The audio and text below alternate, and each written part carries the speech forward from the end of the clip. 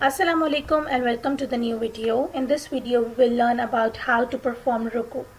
So after finishing the recitation, we have to perform Ruko, and there are some things which are important while performing the Ruku. Ruku is also different for men and women, as I told you in the start that there are some parts which are different for men and women.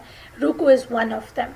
So how a girl or a woman will perform the Ruku is bow down for Ruku, slightly bowing to the extent of placing hands on the knees.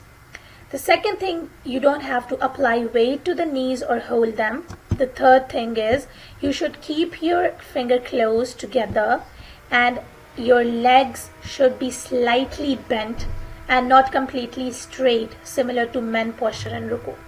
So we read this paragraph.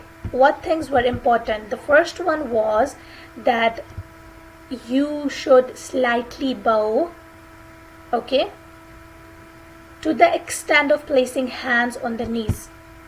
The second thing is you should not apply the weight to your knees or hold them.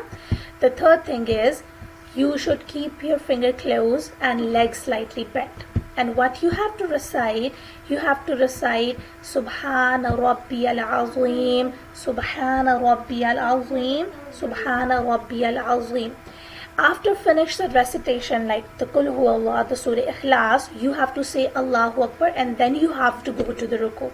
And then when you are completely in the position of Ruku, then you have to recite these three tasbihat. No, this tasbihat 3 times, the same tasbih 3 times. Now in the next video, we will discuss about the Qauma thing, which is very important.